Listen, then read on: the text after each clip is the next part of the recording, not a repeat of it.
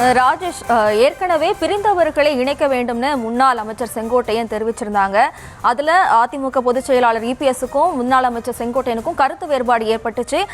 டெல்லி சென்று மத்திய அரசையும் சந்திச்சு செங்கோட்டையன் தங்களுடைய சந்திப்பையும் நிகழ்த்தியிருக்காரு. இதுல அடுத்த சட்டமன்ற தொகுதியில பாஜகவோட ஆதரவு செங்கோட்டையனுக்கு இருக்குமா, இல்ல அதிமுக பொதுச் செயலாளர் எடப்பாடி பழனிசாமிக்கு இருக்குமா? பாஜகவோட ஆதரவு யாருக்கு இருக்கும்? பாஜகவுடைய ஆதரவு என்பது தற்போது இபிஎஸ் அவர்களுக்கு தான் இருக்கிறது. ஏனென்றால் இபிஎஸ் தான் தற்போது அதிமுகவினுடைய பொதுச் செயலாளராக இருக்கிறார். அவரிடம்தான் இரட்டை இலை இருக்கின்றது. எனவே டெல்லி பாஜகவினுடைய அந்த நேரடி ஆதரவு என்பது தற்போது இபிஎஸ் இடம்தான் இருக்கின்றது. ஆனால் இதிலே வேறு சில மாற்றங்கள் நிகழுமா? மற்ற அரசியல் விமர்சகர்கள், தொடர்ந்து அரசியலை உற்று நோக்கக்கூடியவர்கள் சொல்வது போல இதில் சில விஷயங்கள் நடைபெறுவதற்கான வாய்ப்பு இருக்கிறது என்று சொல்கிறார்கள். அதாவது செங்கோட்டையனை பதவிக்கு கொண்டு வருவதற்கான முயற்சியிலே பாஜக ஈடுபடுகிறது என்ற ஒரு குற்றச்சாட்டு முன்வைக்கப்படுகிறது. அதற்கு வலு சேர்க்கக்கூடிய வகையிலே தான் செங்கோட்டையனுடைய டெல்லி பயணம் என்பது அமைந்திருந்தது. 2 முறை அவர் டெல்லிக்கு சென்று வந்திருந்தார். இன்னும் சொல்ல போனால் அவர் மேலும் 2 முறை மறைமுகமாக சென்று வந்தார். மொத்தம் 4 முறை சென்று வந்தார் என்று சொல்கிறார்கள்.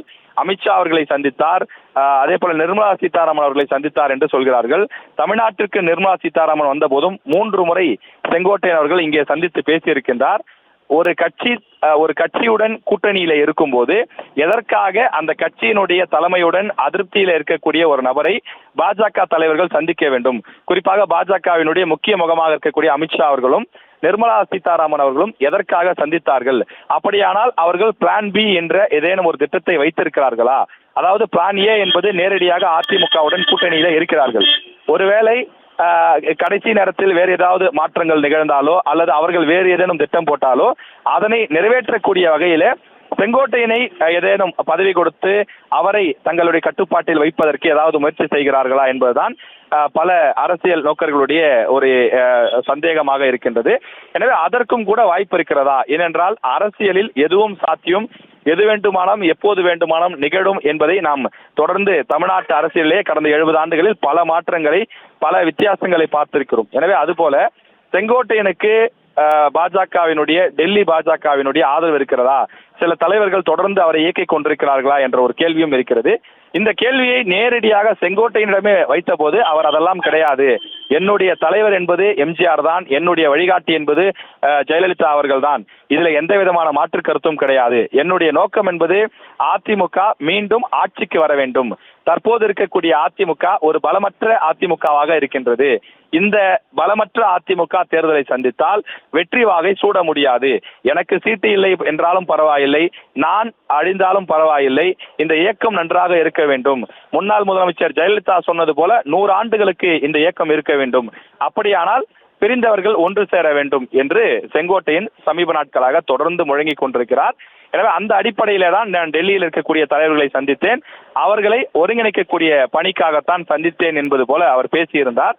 எனவே அவர் சொல்வது போல ஒருங்கிணைக்கக்கூடிய பணிக்காக சென்றாரா அல்லது தனக்கு பொதுச் செயலாளர் பதவி வேண்டும் என்பதற்காக சென்றாரா என்பது குறித்த எந்த விதமான அதிகாரப்பூர்வ தகவலும் இல்லை. ஆனால் அப்படி ஒரு பேச்சு அரசியல் மட்டத்தில் இருக்கிறது என்பது உண்மை.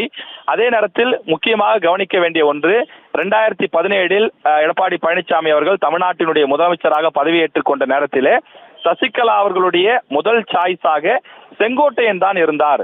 ஏனென்றால் செங்கோட்டையன் பல 20 ஆண்டுகளுக்கும் மேலாக தனக்கு ஒரு நல்ல நண்பராக, ஒரு நல்ல நம்பகத்தன்மையானவராக இருக்கின்றார்.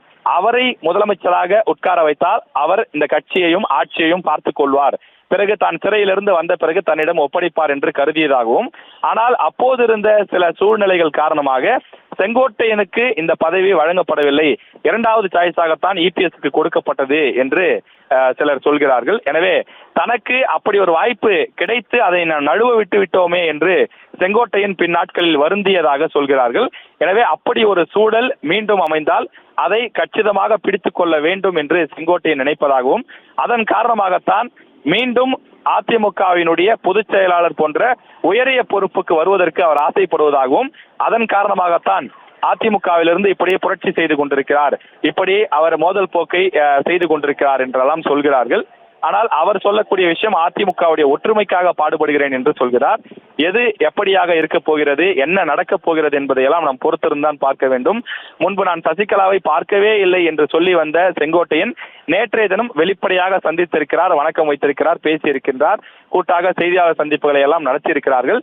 எனவே இனி அடுத்தடுத்த நிகழ்வுகளை பொறுத்துதான் நாம் செங்கோட்டையினுடைய நகர்வு என்னவாக இருக்கும், அதிமுகவுடைய முடிவு என்னவாக இருக்கும் என்பதை பார்க்க வேண்டும்.